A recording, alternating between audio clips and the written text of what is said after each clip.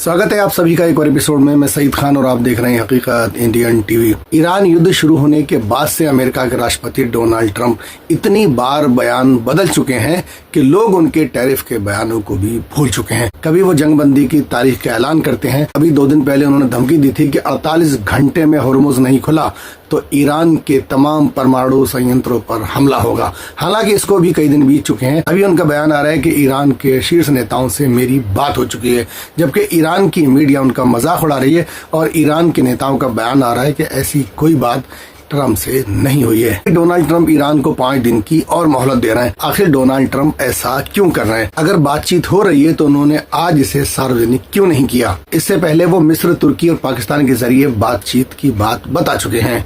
आखिर ट्रंप इतने परेशान क्यों हैं? आखिर ट्रंप को इतनी जल्दी क्यों है कि बार बार उन्हें अपना ही बयान बदलना पड़ता है? युद्ध के दौरान कोई भी पक्ष ऐसा ऐलान नहीं करता जब तक कि दोनों पक्षों की किसी बात पर सहमति न बनी हो और उनकी वार्ता को सार्वजनिक नहीं किया जाए। अमेरिका कह रहा है कि ईरान के साथ डील पर बात चल रही है, मगर ईरान चुप है। चुप तो इजराइल भी है। ट्रंप का यह भी दावा है कि ईरान में सत्ता में बदलाव होगा और ईरान को परमाणु हथियार बनाने नहीं देंगे। और यही बात ईरान कब से कह रहा है कि उनकी सत्ता पर कौन बैठेगा ये ईरान की जनता तय करेगी। परमाणु हथियार बनाने की बात तो ईरान ने कभी कही ही नहीं। ईरान ने इस युद्ध में अपने सुप्रीम लीडर को खो दिया, कई बड़े नेता खो दिए।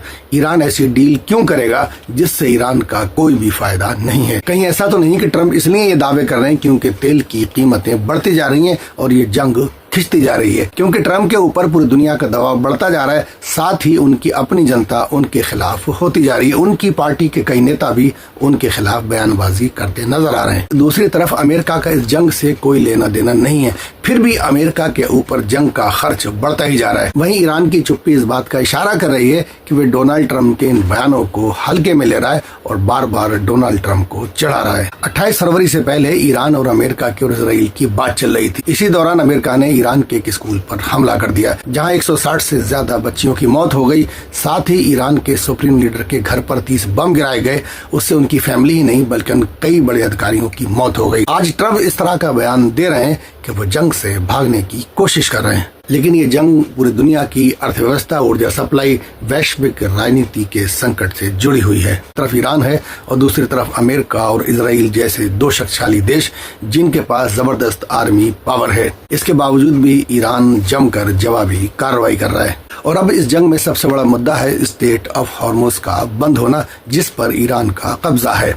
ये वही रास्ता है जहां से दुनिया का 20% तेल गुजरता है। अगर ये रास्ता बंद होता है तो पूरी दुनिया में तेल की कीमतों में भारी उछाल आ सकता है। लिहाजा डोनाल्ड ट्रंप ने चेतावनी दी है कि अगर हालात नहीं सुधरे तो उसके ऊर्जा और बिजली ढांचों पर हमला किया जाएगा। इसके जवाब में ईरान ने साफ कह दिया है कि अगर उसके इंफ्रास्ट्रक्चर को नुकसान पहुंचाया गया तो वो पूरे क्षेत्र के ऊर्जा ठिकानों को टारगेट करेगा। इसका मतलब यह है कि यह संघर्ष सिर्फ 2 देशों तक सीमित नहीं रहेगा। इसमें सऊदी अरब, यूएई, कतर, कुवैत और बहरीन जैसे देश सीधे प्रभावित होंगे, क्योंकि वहां पर अमेरिकी सैन्य ठिकाने और ऊर्जा सुविधाएं मौजूद हैं।